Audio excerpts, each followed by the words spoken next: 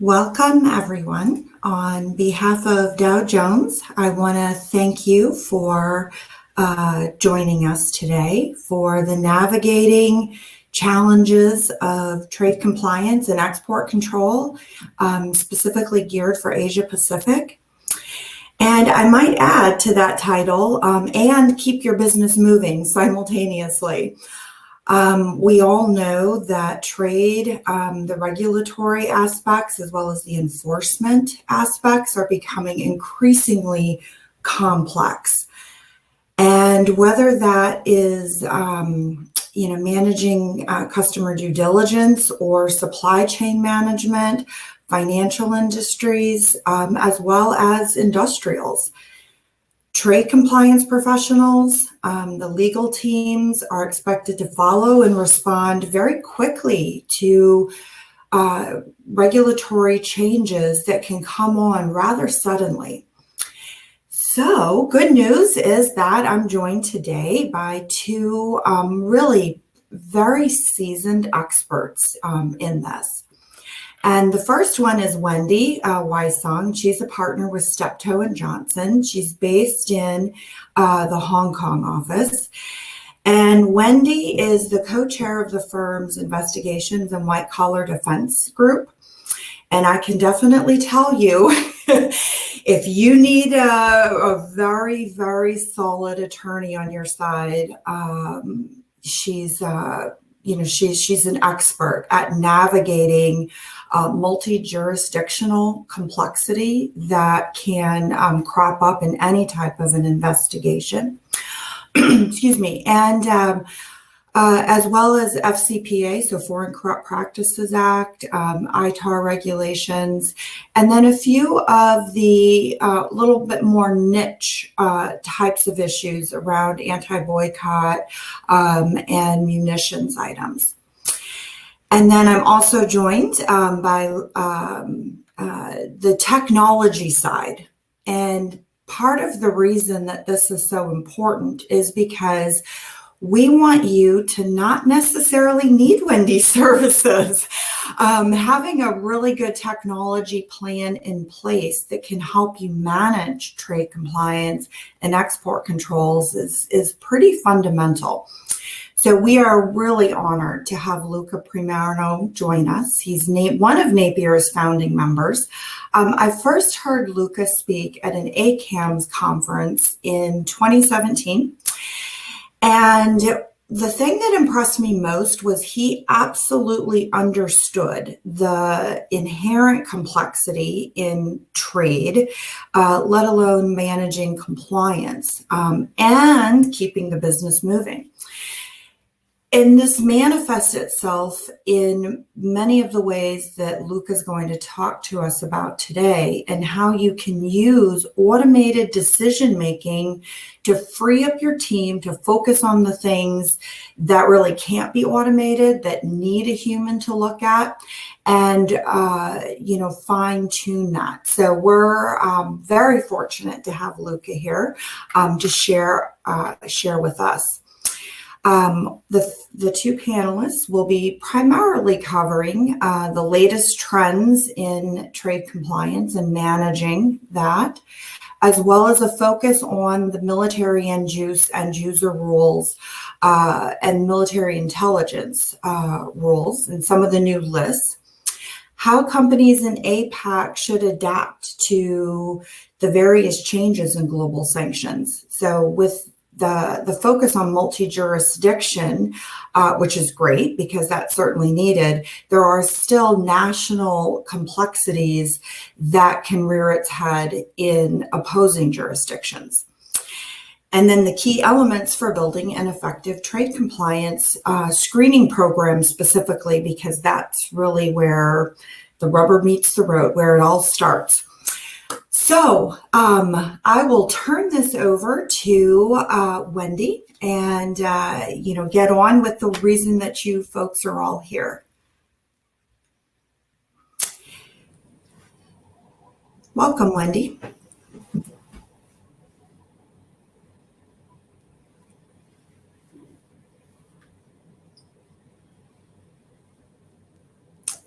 Wendy?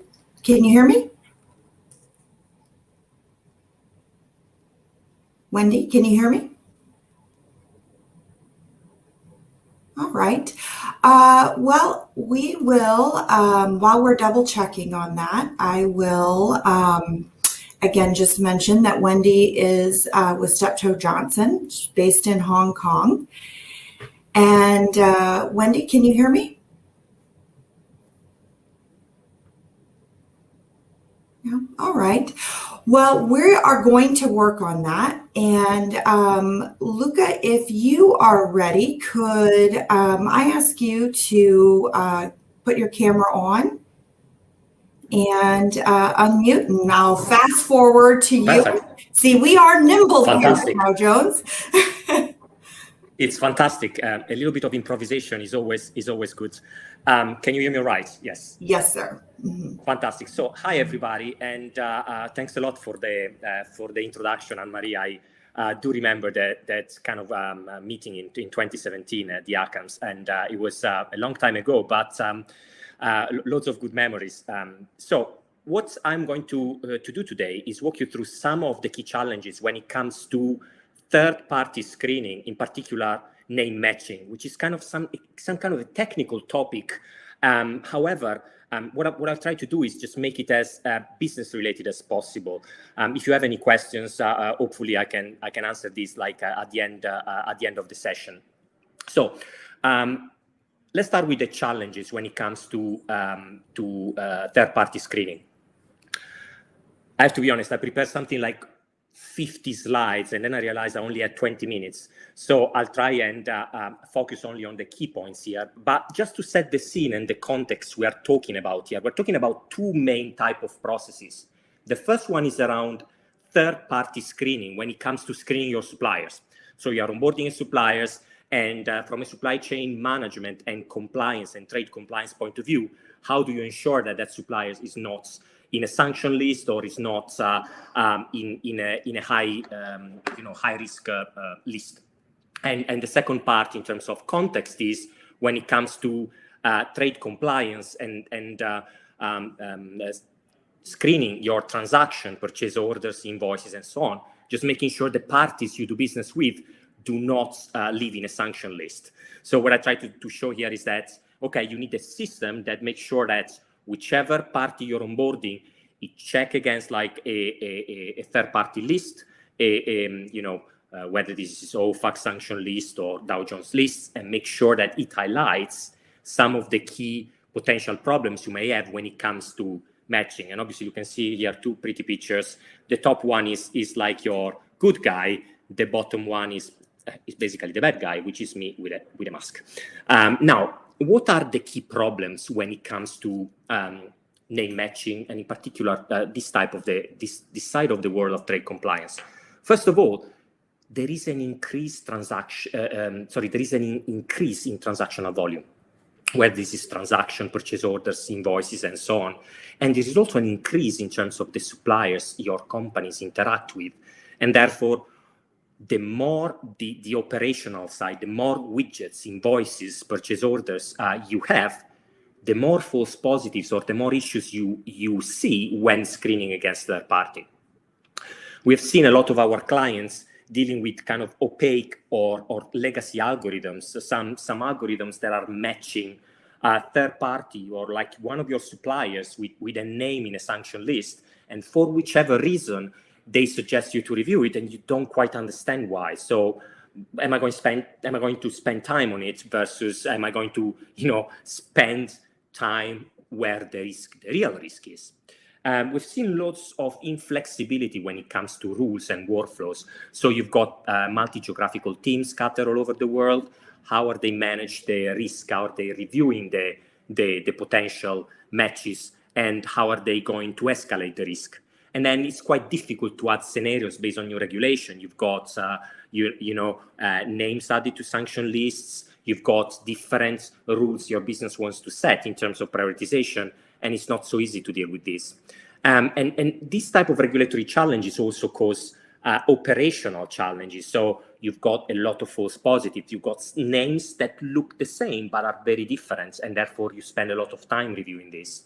There is also a significant amount of time reviewing hits. Why? Because you need to go and fetch data from multiple systems. You need to combine the information together. You need to make a decision based on some of the information which is unreliable. Why? Because maybe you've got some data quality issues, maybe because you've got suboptimal systems or workflows. And finally, you need to test the scenarios and make sure that you can explain to the regulator how your system works and how you are fulfilling the regulations, which are different based on the geographical context. Now, what's in a name? Because at the end of the day, it's all about matching names and making sure that if two names, i.e. a name of a person I'm about to do business with, is the same name as somebody in a sanction list, then I vet them, then I do an enhanced due diligence, and I make sure that they are excluded. I don't do business with them if they're in a sanction list, or if it's just a false positives, I can collect all of the information and close the case as soon as possible. Now, when it comes to the real challenges, in terms of name matching, what you will see is that you have a lot of false positives because of the way names work in different culture. Now, here you've got, for example, an English name, John Taylor, and then you've got a guy in the sanction list, Mark John Taylor. As you can see, Mark John Taylor, John is a middle name. So are these two people the same? Is it worth investigating? But more importantly, from a linguistic point of view, what is the risk threshold that allow me to spend the right amount of time on the right risk? So there is a multitude of use case that drives the different type of matches and the different type of algorithm. For example, you can see you've got BAC real estate versus real estate bank. Is BAC a spelling error? Is it something worth investigating? What is the historical data based on my processes and on the client I'm doing business with that should drive the decision of discounting or escalating this review? Is Jon Snow one of my third party, a supplier or a contractor, the same as Snow, which is a vessel in a sanction list? We've seen a lot of our clients complaining of false positives because sometimes they have a match of a person against a vessel name and so on. So you've got like I would say, a set of classes of false positives, and you need a system that is capable of spotting these. For example, here you've got a transactional issue when you've got the word Iran contained in a name.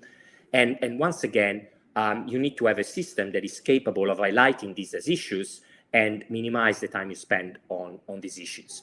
Now, in terms of root causes for these issues, you've got name variations, spelling errors. Sometimes you still have like legacy OCR, like software that recognize handwriting that doesn't necessarily work well, and therefore you've got spelling error, and you need a system that allows for some sort of risk-based matching.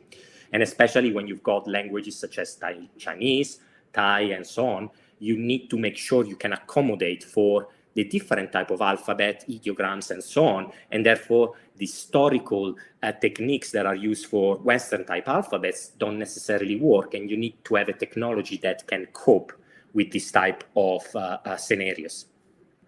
So if you look at the challenges that your screening systems need to deal with, this is just an example of types of issues in matching, names that sounds the same, names that lack, where there is an omission, like a letter has not been put where it was supposed to be, or an insertion of a letter, and so on. So mathematically, the problem can become really complex if you're looking at false positives and false negatives on the other side. For example, you want to account for a spelling error. Why? Because maybe you know that your operations sit in a country where they don't necessarily speak the language of another part of the business. So if you want to account for that risk, how can you make sure that that risk mitigation doesn't cause a significant amount of false positives?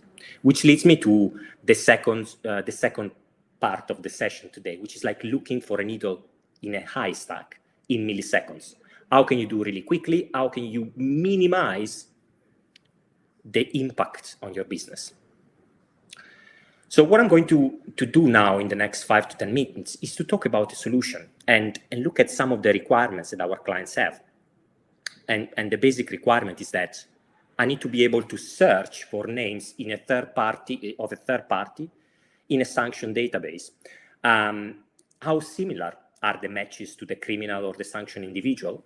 And should I stop doing business with the third party? Or if I decide not to stop, can I continue and therefore keep track of the decisions made in the business, so that if a regulators run an investigation, that I've got all of the documentation that proves that my processes are robust and I follow a set of procedure based on the risk appetite, which obviously are different based client by client, based on the jurisdiction, based on the type of business, based on the type of export your companies do, and based on the type of third party you are dealing with.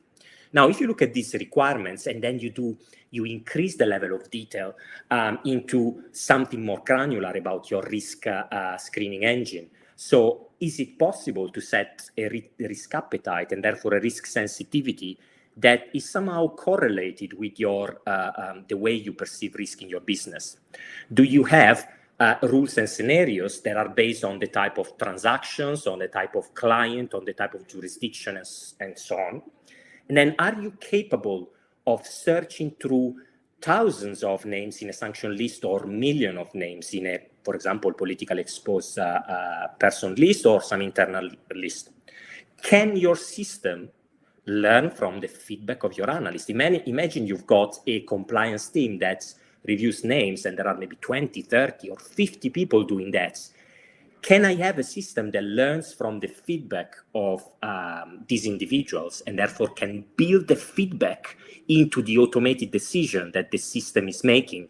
And the automated decision is based on historical data as opposed to maybe static threshold and so on. Can I trigger actions in a workflow based on some predefined scenarios? And last but not least, do we have auditability? Can I explain why the machine has made a decision? What is the right approach to making that decision, and what kind of data points the machine or the user has chosen as basically used to make that decision? Now, let's go and talk about the theory here. So I'm 100% sure, or actually 88% sure, that you guys are all familiar with this concept of similarity of name. John Smith versus Jonah Smith. Oh, they're 88% similar, and therefore, is my risk, 88 out of 100? Can I link the similarity of two names with the risk that my business perceives in doing business that with a person that may be on a sanction list or on a third-party high-risk list? So what does this 88% mean? Because if you go to a company that implements a specific algorithm, then maybe for them, 88% may mean something that is different compared to what it means for you, based on your internal system, based on your risk appetite, and based on your policies. And also, hang on a minute, from a practical point of view, you have multiple similarities that you need to implement. You may want to implement phonetic similarity. For example, my last name is a nightmare to pronounce for kind of non-Mediterranean type of speaking countries. And so is the way, for example, English people speak my last name different than the sound of my last name? And do I need to take into account where I try to match that versus a similar name for somebody who is of Italian origin, for example, like I am?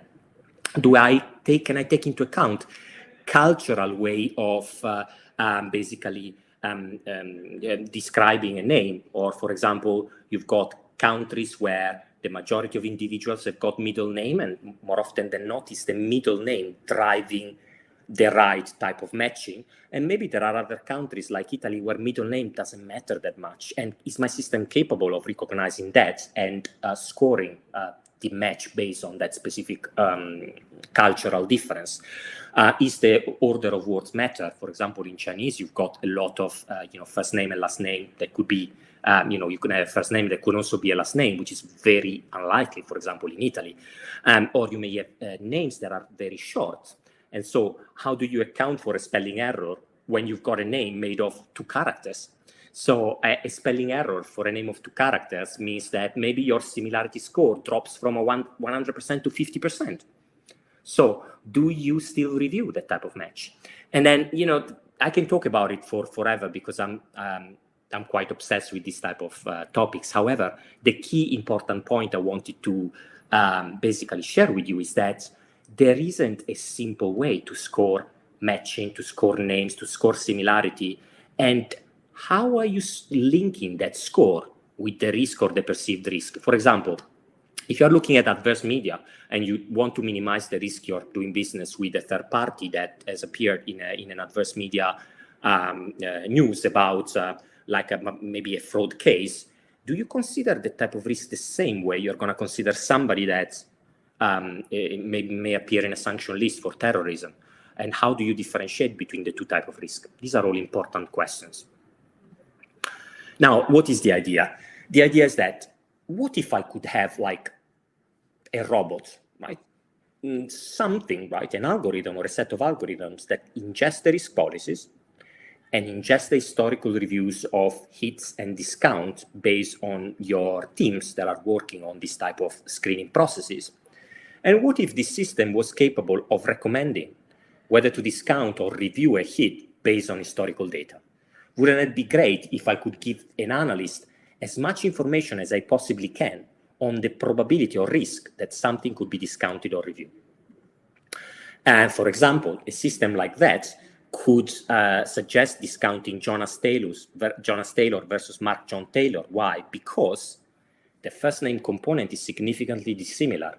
And historically, the risk of having that type of match with linking to a risk of somebody in a sanction list is minimal based on my risk policy. So a system could suggest discounting and should provide the explanation in a natural language so that analysts can understand. We don't want all of these complex machine learning scores that only a data scientist can understand, and they're often lost in translation in terms of using them for making a decision. We want something that is clear, easy to understand, and can help people make a decision.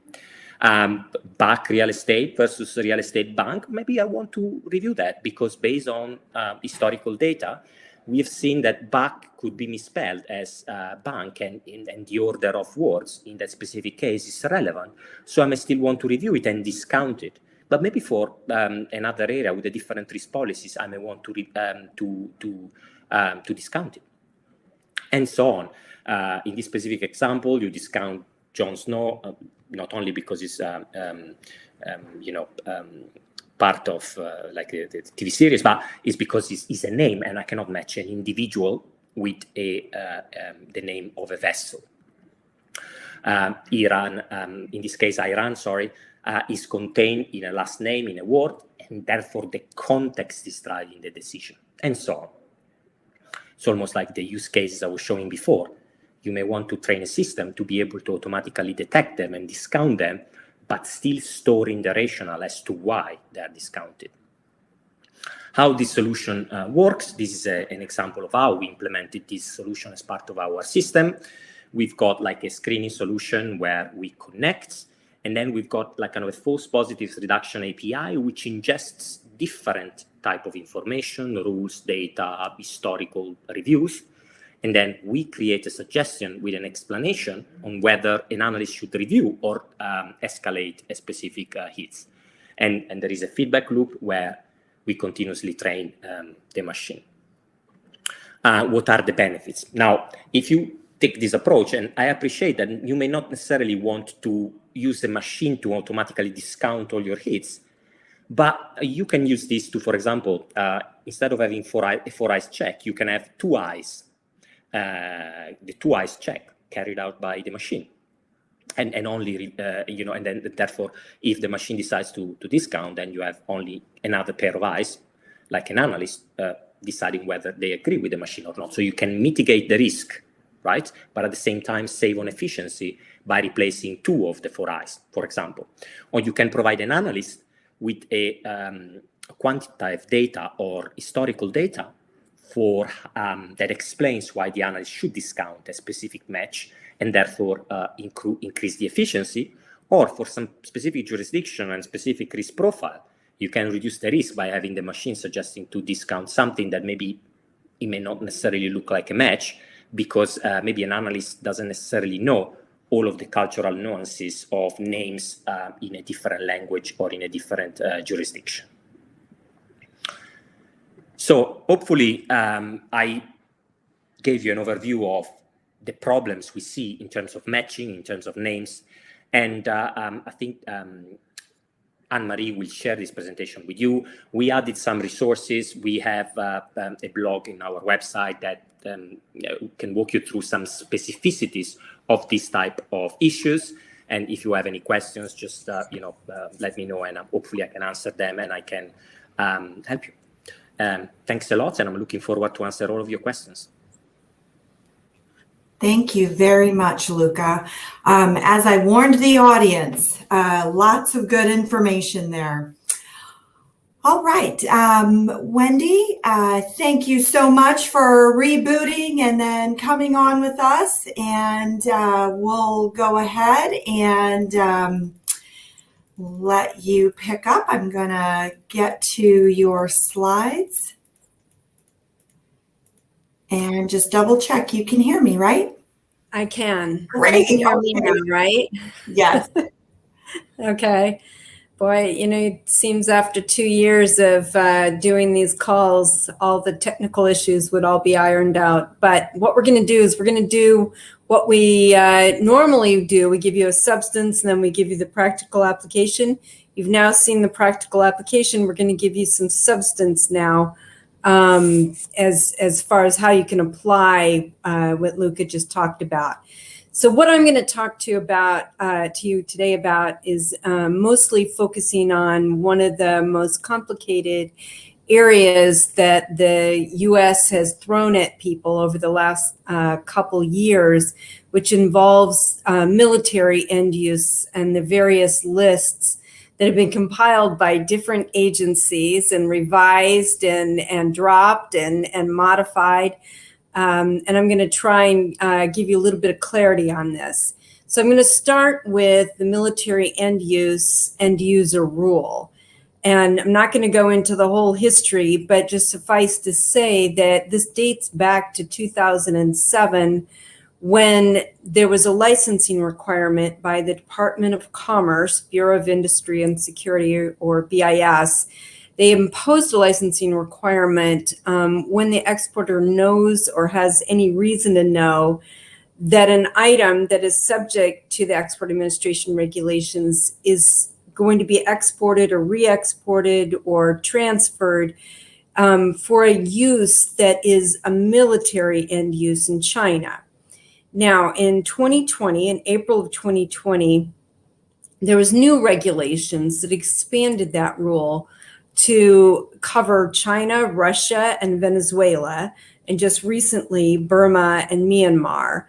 And what these rules in 2020 did was they expanded what military end use meant and gave it a broader definition and increased the number of items that were subject to listing.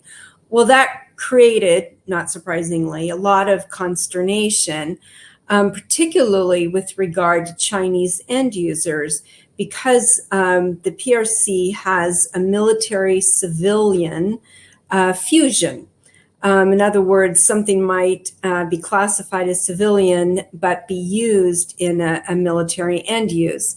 So everybody got all worked up about that. And in June, there was some FAQs, frequently asked questions, that were issued that were intended to clarify, and people were still worked up because military end use is still was not at the time very well defined. Now, the FAQs were intended to demonstrate that BIS was going to define the term very, very broadly. And they kept emphasizing that in these FAQs, that any company that engages in any degree of business in support of a military end use was going to come within this rule. And BIS did not give any guidance on due diligence that would have helped you in applying Luca's techniques. Steptoe, my firm, published some guidance, as did a number of firms intending to clarify those FAQs. But there was still a lot of questions about it. The MEU became effective later in June, and companies were sort of left to try and figure this out for themselves, which was very, very difficult. So in December of 2020, in response to a lot of concerns, BIS added what they called a military end user list, or the MEU list, to the military end use rule. And it included 102 companies, 57 in China and 45 in Russia. But at the same time, there was other lists that were published by other agencies. In particular, the Department of Defense published a list of what it called communist Chinese military companies. People got even more concerned about it. And so BIS said, look, what we're going to try and do is look at a particular type of company that we are concerned could end up with a dual use item that was licensed only for shipment or authorized only to ship for civilian use. When it published its military end user list, it warned that just because a company was not included, that doesn't mean that they're exempt from regulatory prohibitions. And they warned that exporters must use due diligence to make sure that the items that were shipped intended for civilian use were not going to unlisted military end users or going to military end users. So in other words, they published this list, but it was not going to be exclusive. Companies that were put on this list could file petitions with the ERC in order to get off the list. But it was very concerning again, because the list was not an exclusive list. So who was on this list? What BIS did is it said basically there were two types of military end users that were going to be included on the MEU list. There was your traditional military and related organizations, the Army, Navy, Marines, Air Force, Coast Guards, the National Guard, and National Police, government intelligence, reconnaissance agencies, but it didn't include local, municipal, or provincial governments. That's the traditional traditional group of organizations that you would think would be military end users. But it also included other end users whose activities are intended to support or contribute to military end users. And you had to look at section 744.21F, and it included any state-owned enterprises that develops, produces, maintains, or uses military items. So you had the list, and then you had the definitions to try and guide you. And if the end user met the definition of an MEU, whether or not it was on the list, there had to be a license that was required, even if the item is destined for a non-military end use. In other words, if something is going to a military hospital, it's not necessarily going to be used for military end use, but because it could be defined as contributing or supporting a military end use, it could be considered licensable. So it didn't matter if you were on the list or not, if you met the definition. So it's a very confusing area, and one of the reasons why what Luca told you about is so important. So in terms of how you are to determine whether or not an item supports or contributes to the operation, installation, maintenance, repair, overhaul, refurbishing, development, or production of military items.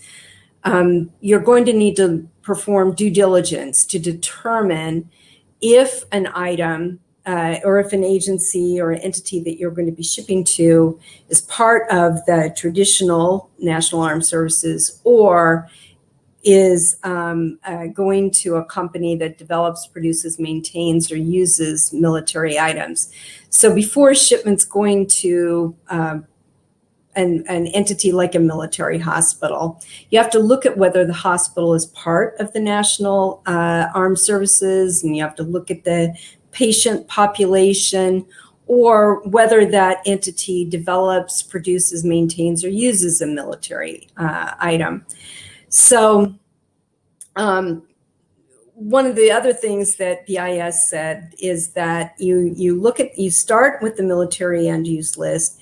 You can look at other lists published by other agencies, and I'm going to get to that in just a second, but it doesn't mean that it's automatically included as a military end user subject to the BIS licensing restriction just because it's included on one of the other lists.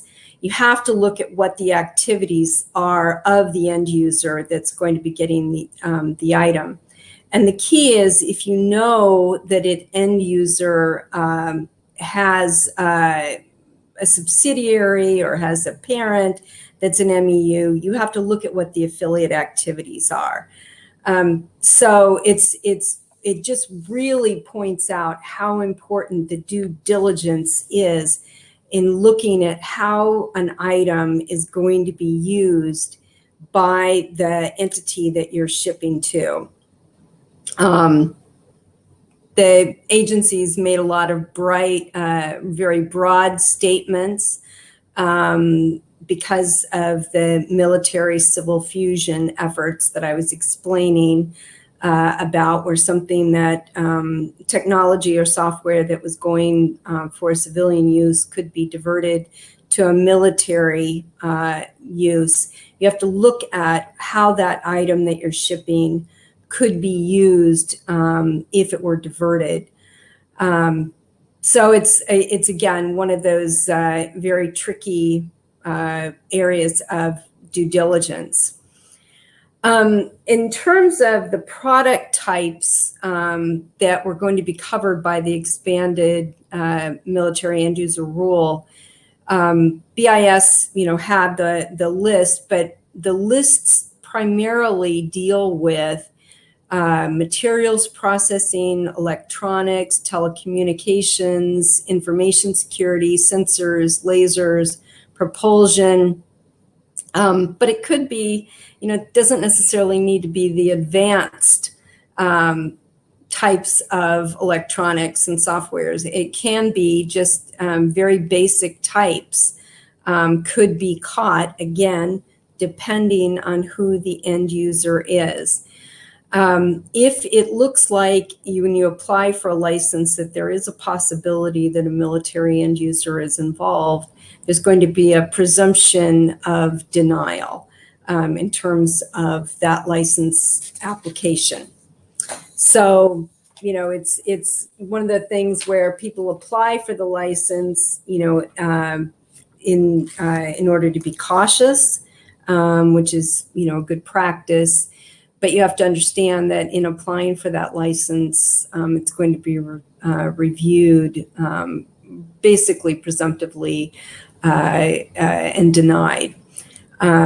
So it's important that when you apply for the license, you're very clear as to what the civilian, why you think it's not, why the military end user rule is not applicable. You need to be proactive in this, in setting forth all the facts as to why it's not going to be caught in the presumption of denial. Now, since December 2020, since the initial expanded military end use rule was published, there was a very early entity that was added to the MEU list under China. There was a Russian entity that was removed because it was duplicative. It was already on the entity list, so there was no reason for it to be on the MEU list. In March of this year, Burma or Myanmar was added to the list of countries besides China, Russia, and Venezuela. So you can see that there's been quite not a whole bunch of movement in here. It's a pretty stable list. It's not one that is going to be containing a lot of surprises. Now, I do want to talk about, before I finish, I want to just give you a very quick overview of a couple other lists. There's also the military intelligence end user list, which is different. This became effective in March of 2021, and it prohibits the export with knowledge that any EAR-controlled items, as well as services provided by U.S. persons to users that are engaged in intelligence activities, that those are going to be controlled, and it prohibits, it requires a license for any party that's going to provide services, and it doesn't matter in some instances if the items that are going are even, the items that are related to the services are going to be subject to the EAR. So in some ways, this rule is broader because the items don't have to be subject to the EAR, and it includes services, but it's only to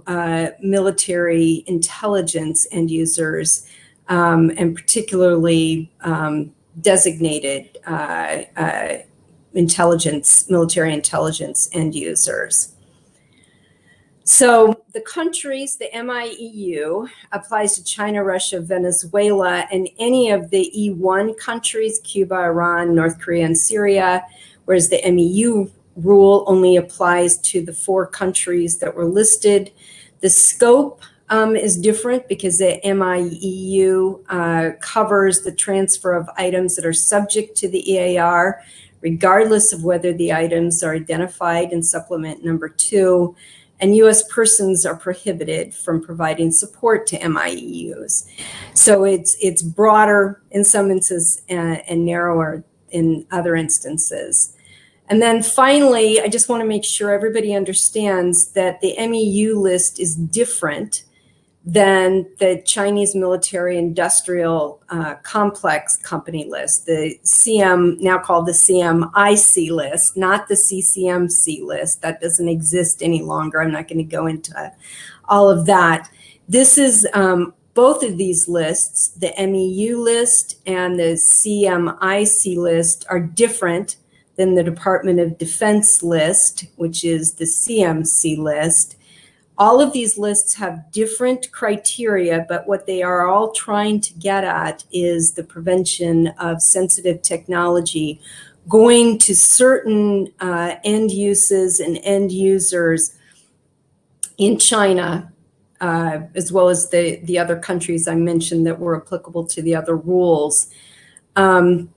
In all of these instances, there's no closely matched names. You need to look at the names that are actually on the list. You need to do your due diligence the way that Luca suggested in looking at what the end user is and looking at what the end use is, but you don't have to do the guessing game that was required under the CCMC list, the closely matched rule.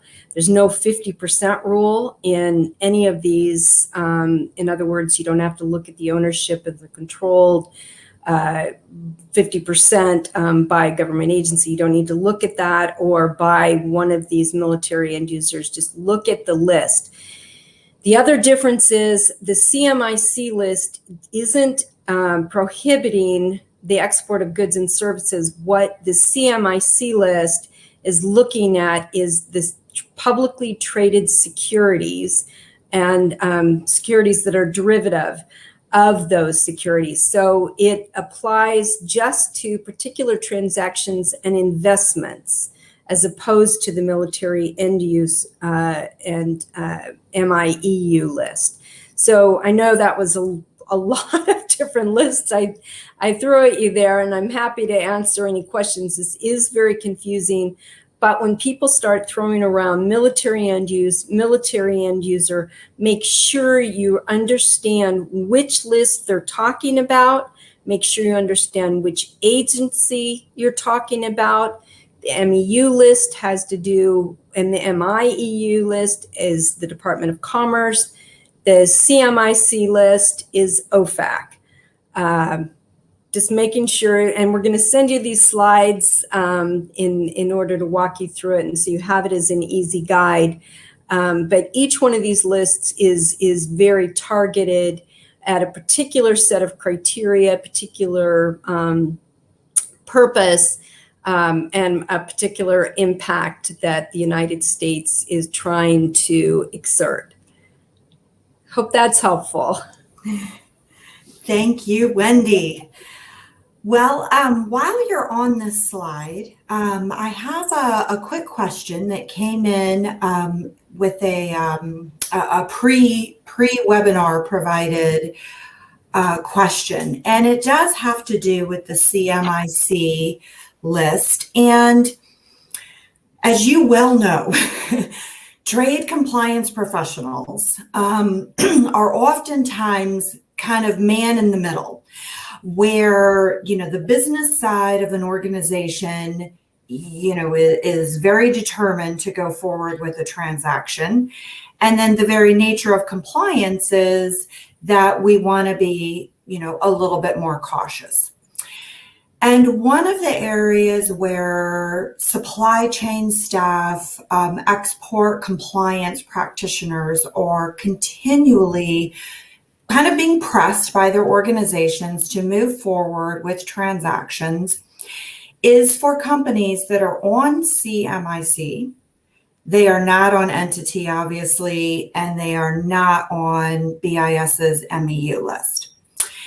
And I know that, the primary recommendation is that at a minimum, use that as a red flag management trigger and, look at some due diligence types of measures, as you rightfully mentioned.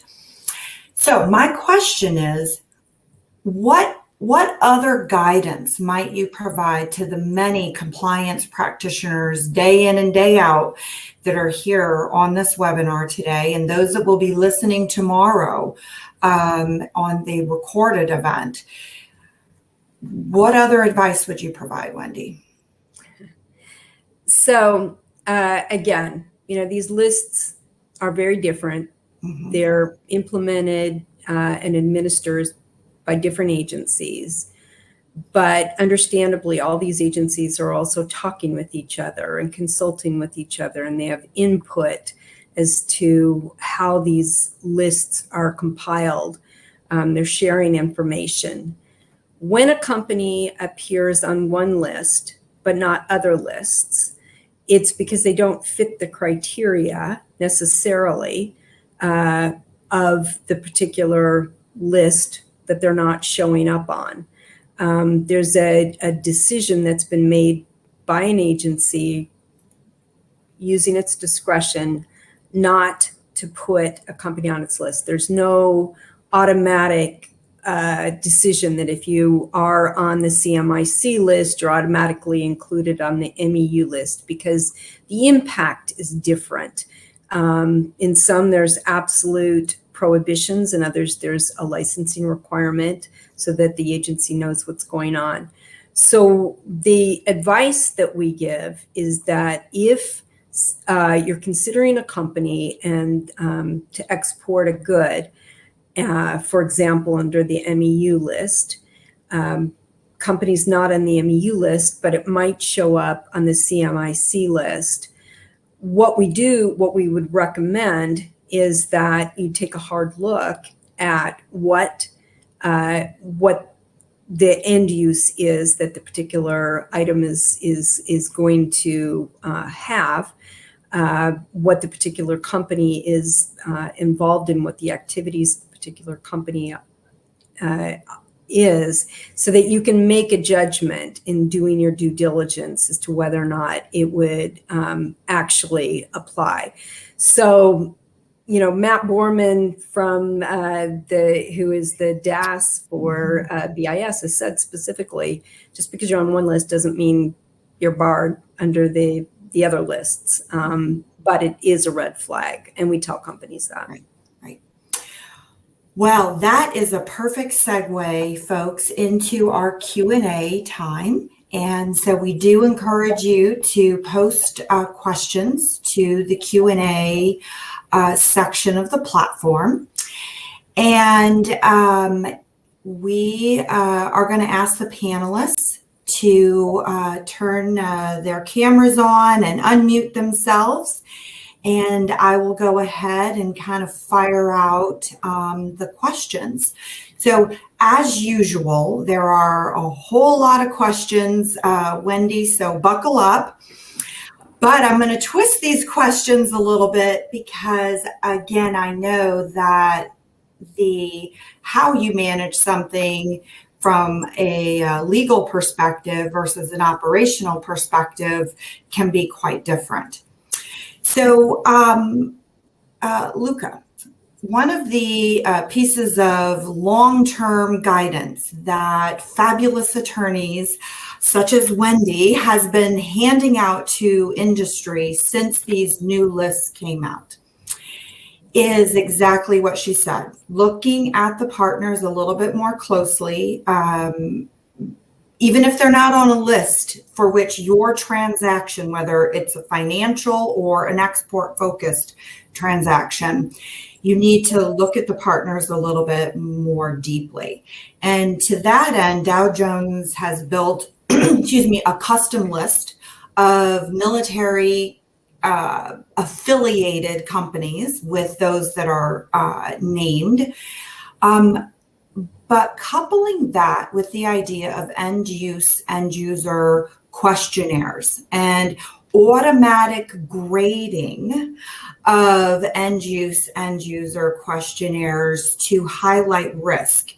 I think many of our attendees would be interested to know if some of the same kind of fuzzy logic, if you will, that is applied to partner screening, do you feel that can be applied in some manner to the evaluation of responses to military or other end user questionnaires? Yeah, absolutely. And I'll give you a couple of examples in terms of export control lists or, type of products that are exported and they have to be controlled based on the EAR regulation.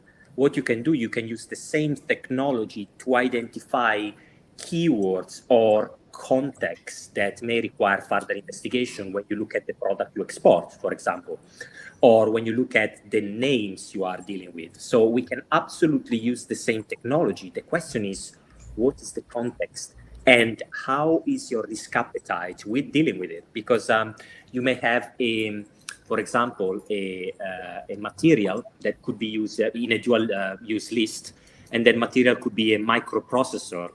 And only if that microprocessor is radiation hardened, for example, you may need to control it. So how is your technology dealing with the fact that you are not screening individual names anymore, but you are screening parts, or you are screening a context which is different? This, I believe, is where the challenge is. You need a technology that is capable with dealing with a different type of context and a different type of complexity. So I definitely think you can use the same type of technology, but the process around it, the workflow, and the type of, I would say, controls to match the risk appetites are slightly different. All right. Well, you folks heard it. They can automate this.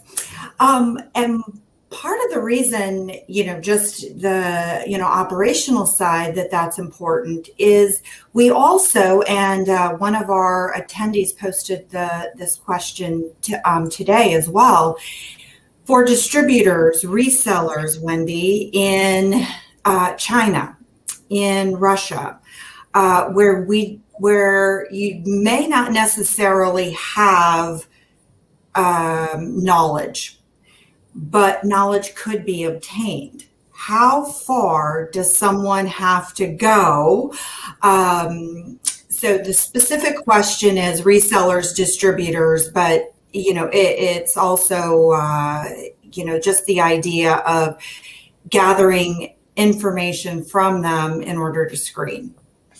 What's your Sure.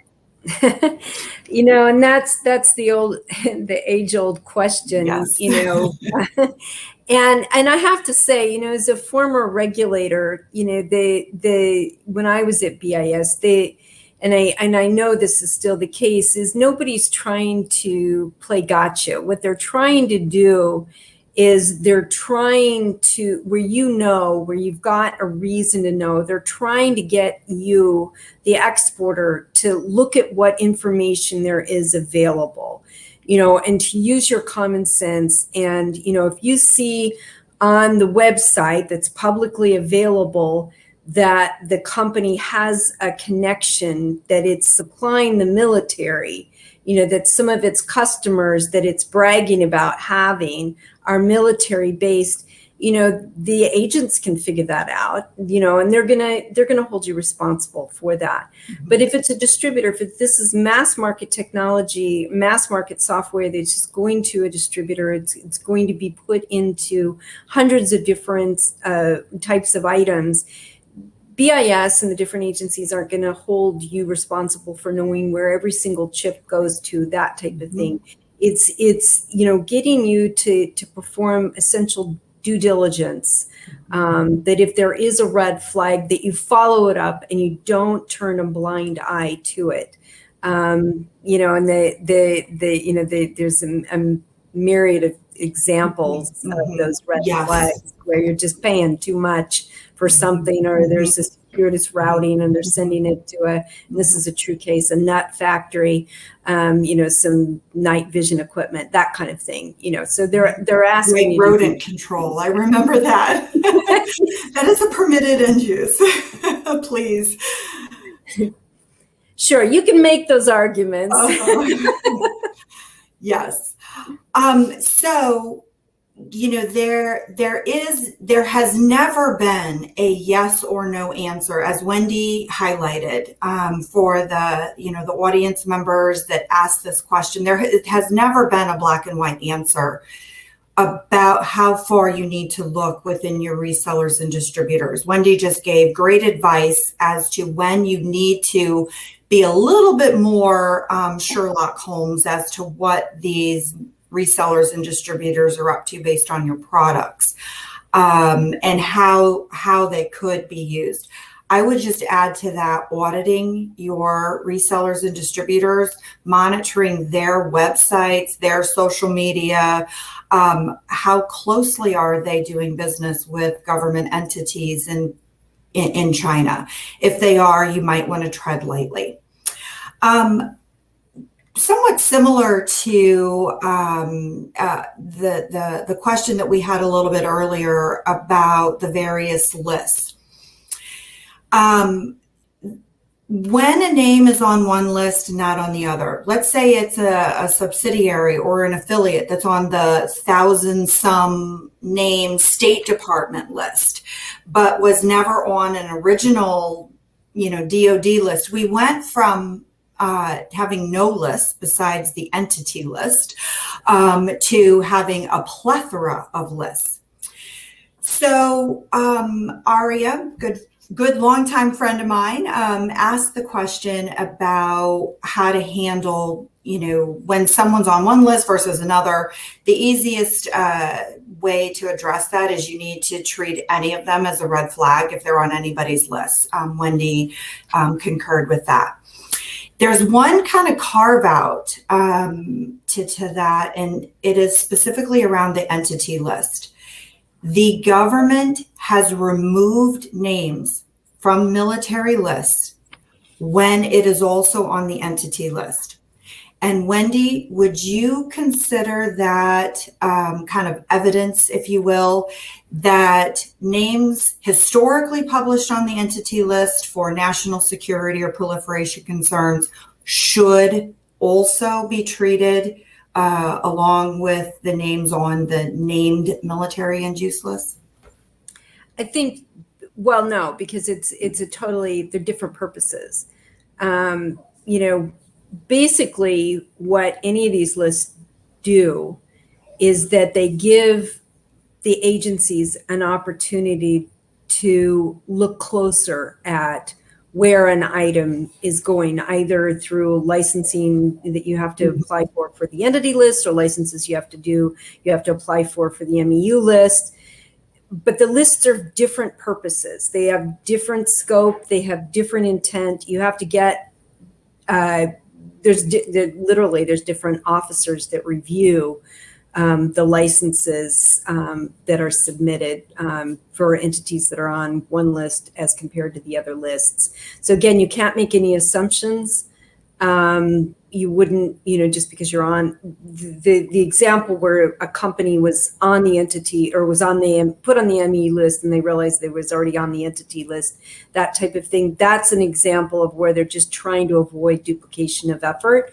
And that they can accomplish the same purpose by having it on the entity list. And in some instances, it's a broader scope than what the MEU list prohibits. Mm-hmm. Yeah. All right. Well, that brings us to the end of our webinar today. And we sincerely thank all of you for joining us. And we hope that wherever you are in the world, you have a great rest of your day or a wonderful evening. Thank you. Thank you. Thanks a lot. Bye.